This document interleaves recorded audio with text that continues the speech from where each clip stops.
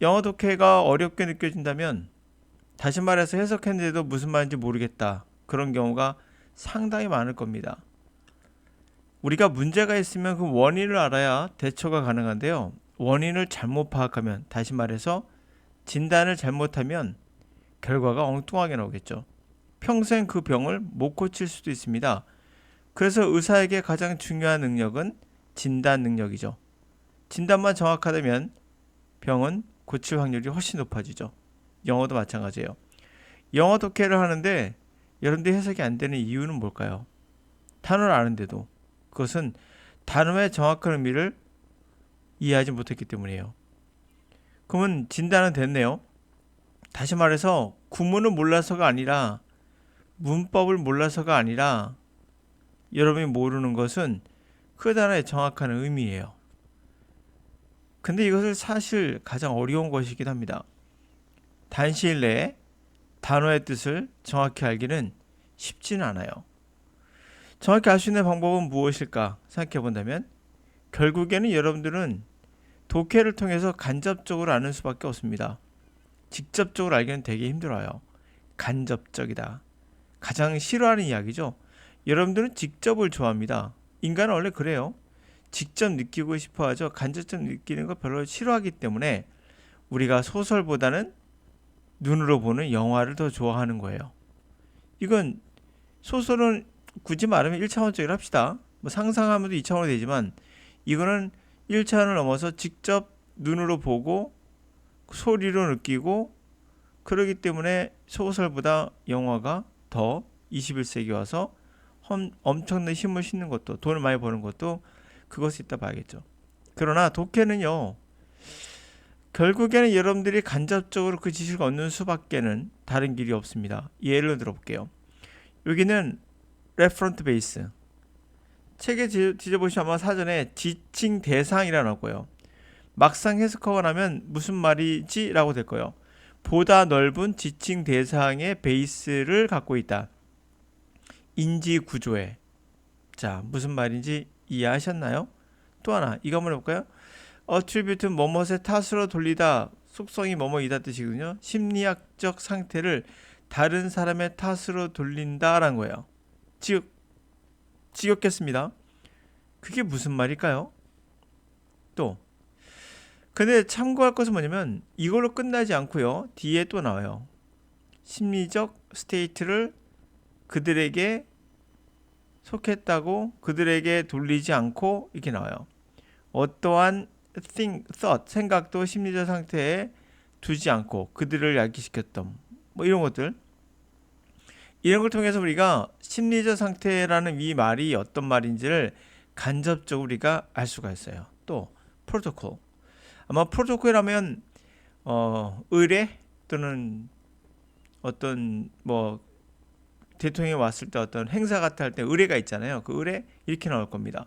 그럼 사회적 의뢰는 뭐겠는가? 이 의미는 무엇이겠는가? 관습이라 나오기도 할 겁니다. 사회적 관습은 또 뭐겠는가? 관습이라면 커스텀이라는 단어가 있는데 커스텀즈 같은 관습은 왜 안 쓰고 이걸 썼는가? 뭐 그런 생각을 할 겁니다. 분명 차이는 있겠죠. 자, 이런 거에 대한 것은 결국에 간접적이다라고 했어요. 자, 원인은 뭐라고요? 단어의 뜻을 정확히 몰라서. 단어의 뜻을 정확히 모르는 걸 어떻게 해결해야 된다고요? 그것은 역시 독해와 리스닝을 통한 간접적 이해밖에 방법이 없습니다. 그러므로 여러분들이 영어 독해가 안 되는 건 내가 구문을 몰라서도 아니고 문법을 몰라서도 아니고 끊어읽기가 안 돼서 그런 것도 아니고 가장 어려운 것은 바로 단어다라고 정의하고 들어가 볼게요. 단어의 정의가 간접적이다 보니까 정확하게 해석이 안 될 수도 있습니다. 그러나 대략적으로 알게 되면 그게 쌓이고 쌓여서 바로 여러분의 어떤 역량이 강화된다 볼 수 있겠죠. 마인드 리딩과 소셜 커그니션에 관한 얘기인데요. 이건 마인드 리딩은 누구의 생각이 있는 거죠. 사회인지와의 관계예요. 사람의 마음에 있는 것과 사회인지는 어떤 관련이 있는가? Mind reading refers to the cognitive ability to attribute psychological states to other people. 마음을 읽는다는 것은 뭘 언급합니까? refer to 언급하다죠. 인지 능력, 바로 심리적인 상태를 다른 사람에 속해 있다고 하는 심리적인 상태, 심리 상태를 다른 사람에 귀속시키는 인지 능력. 야, 말 어렵죠? 뒤에 가면 알 건데 우선은 이렇게 기억해 두세요. 마인드 리딩은 인지 능력이다. 그렇죠? 인지 능력이죠. 사람의 마음이 있는 거니까.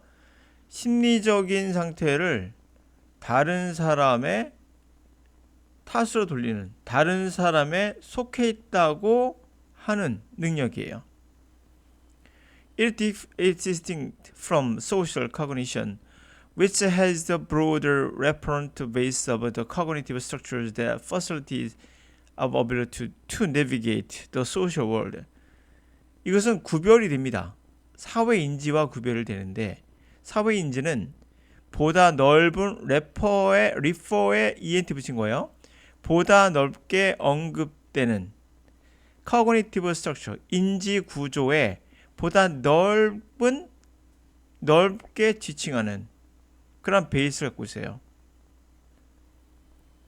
그것은 우리의 능력을 내비게이션하는 소셜 월드, 사교 세계에 우리가 내비게이션처럼 길을 찾아가듯이 그러한 능력이 있거든요. 그러한 능력을 수월하게 해주는 그런 거예요. 자, 여기까지 했을 때 여러분 이해 가셨습니까?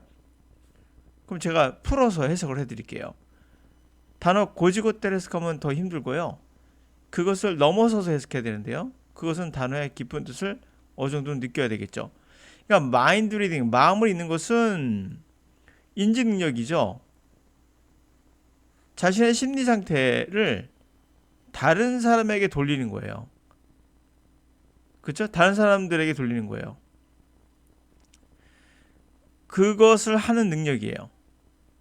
반면에 사회인지라는 건 다른데 이것은 사회 인지 구조에 보다 넓게 지칭하는, 보다 넓게 언급하는 거예요.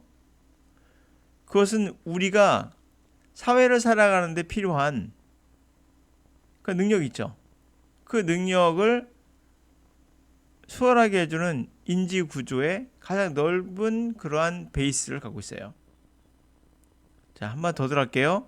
Social cognition is a broader category than mind reading because it is possible to successfully interact with other people without attributing psychological state to them. 사회인지는 마인드 리딩과 대조가 되고 있죠. 사회인지는 보다 넓은 카테고리예요. 마인드 리딩보다 더 넓은 건데 왜냐하면 뭐가 가능하죠? 성공적으로 다른 사람과 상호작용을 하는데 심리적인 상태를 다른 사람에 귀속시키지 않고 해요. 아, 마인드 리딩은 심리 상태를 다른 사람의 속성에 두고 자신의 심리 상태를 다른 사람에게 두고 그 사람의 마음을 읽으려고 한다는 거예요. 예를 들면 어린아이가 엄마의 마음을 읽으려고 해요. 근데 엄마가 기분이 너무 안 좋아요. 그러면 자기 심리 상태가 누구한테 속해 있는 거죠? 엄마한테 속해 있는 거예요. 엄마의 기분에 따라 자기가 바뀌는 거잖아요. 근데 소셜 커그니션은 보다 넓은 의미인데 마인드 리딩보다는, 왜냐면 그것은 사실 그거 상관없이 엄마의 마음과 심리 상태와 상관없이 그 말이에요. 심리에 상관없이 그것에 귀속하지 않고 자신의 심리적인 상태를 그들에게 귀속하지 않고 그들과 상호작용하는 거예요. 이해 가셨나요? 제가 이렇게 넓게 해석을 해줘야 되는 이유는, 풀어서 해석해주는 이유는 우리말로 정확히 바꿨을 때 말로 표현하기가 힘들어서 그래요. 그러나 이렇게 해석하는 건 좋은 건 아니에요.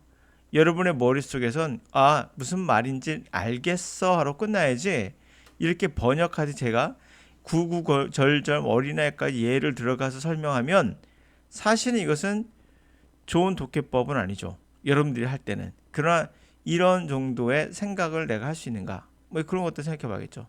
계속 가보면 이해될 겁니다. One might have perfectly successful social interaction with one another by respond to their behaviors without giving any thought to the psychological state that caused them. 자, 그럼 어떻게 하면 사람들은 아마도 완벽하게 성공적인 사회작용을 다른 사람과 할 수는 있죠. 그들의 행동에 이제 반응하면서 그냥 대꾸하는 거죠. 어떠한 생각도 심리적 상태를 그 행동을 야기시켰던 그런 어떤 심리적 상태에 대해서 전혀 생각하지도 않고 제가 왜 이렇게 행동할까 이런 거 전혀 그런 심리적 상태를 생각하지 않고 그냥 하는 거죠. 할 수도 있어요. 또 그 대신에 이러한 거 이 대신에 one might anticipate the behaviors another person based on social protocols about how one ought to behave in particular situation. For example, at the pedestrian crossing or waiting in a line to get on a bus. 자, 또 이럴 수도 있겠죠. 뭐 그 대신에 뭐 예상을 하는 거예요. 그 행동을 예상하는 거죠. 또 다른 행동을. 그 베이스는 사회적인 프로토콜의 베이스를 두고 있어요. 사회적인 어떤 의례적인 것들. 예를 들면 어떻게 우리가 행동해야 될까? 특정한 상황에서 예를 들면 그 보행자들이 인도를 이제 가로지르는 거 또는 줄을 서서 기다리며 버스를 타려고 하는 거 이럴 때 우리가 특정한 프로토콜이 있죠. 버스를 탈 땐 줄을 서서 한다든지 아니면 보행자가 가로지를 때는 우리가 어떻게 행동한다 이런 프로토콜이 있어요. 그렇게 함으로써 우리가 행동을 예측할 수도 있죠. 생각하지 않고 그냥 반응하는 경우도 있겠으나 such social protocol 이게 바로 사회 인지에 관한 이야기죠. 마인드 리딩이 아닌 소셜 커그니션이 어떤 건지 얘기해주고 있는 거예요. 그 같은 social protocols extend to how we expect people in different roles to behave. For example, the behaviors we expect of a bus driver and fellow passenger.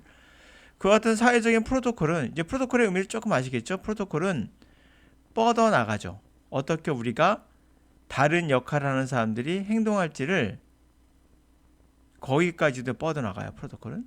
예를 들면 우리가 예상하는 거죠. 행동을 버스 드라이버에게 또는 동료 패신저 승객 그러니까 같이 탄 사람들 그 사람에게 우리가 예상하는 행동들 있잖아요.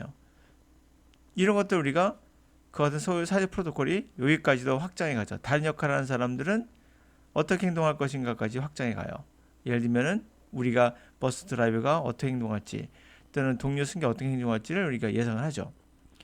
These are all instances of interacting with others, which do not obviously involve reasoning about their psychological state. 이런 것들이 바로 모든 본보기가 되겠죠.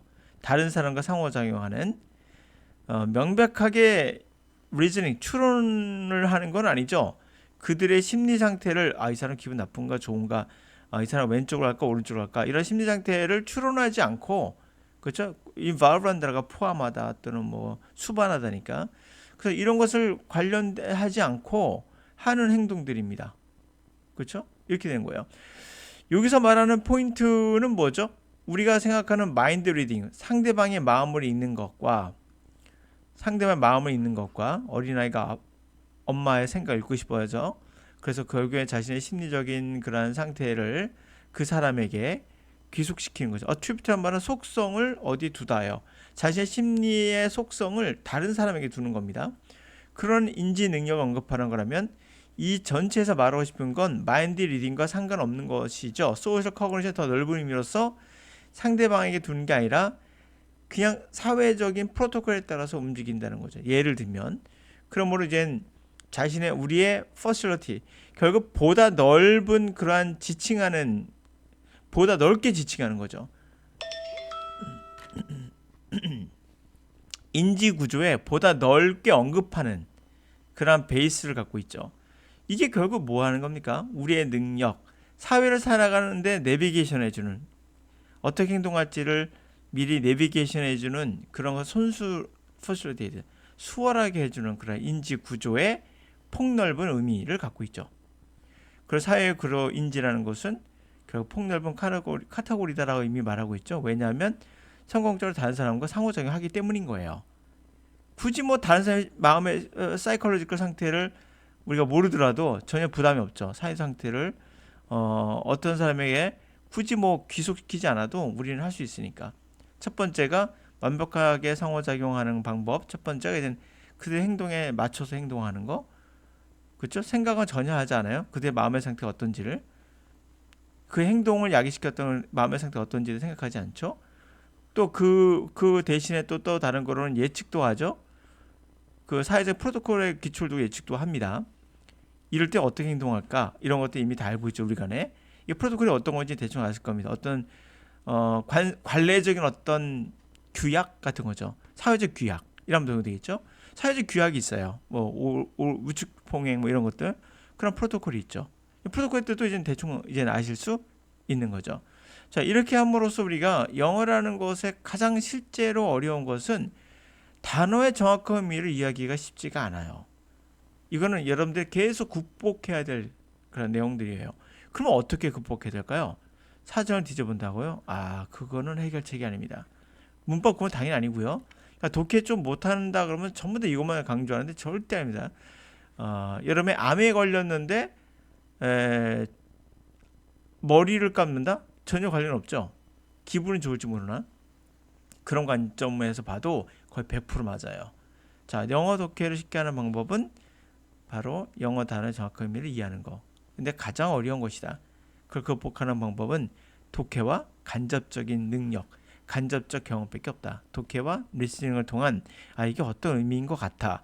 어트리뷰트라는 단어도 사실 뭐뭐의 탓으로 돌리다란 말로 우리 사전에 나와요. 심리적인 상태를 다른 사람의 탓으로 돌린다는 말이 이해가 되십니까, 여러분들? 안 되실 겁니다. 그 어트리뷰트의 뜻이 뭘까를 여러분들 문장을 통해서 고민해 보셔야 돼요. 원래 의미가 어트리뷰션의 속성이니까 속성 안에 있는 어떤 속성이라고 하잖아요. 그것을 그대로 동사화시키시면 돼요. 모든 단어를 원래 갖고 있는 뜻을. 그게 가장 기본 출발입니다. 심리적 상태를 다른 사람에게 두는 거. 심리적 상태를 다른 사람에게 그 속성을 두는 거. 나의 심리 상태를 그렇게 생각하면 이해되실 거라고 봅니다.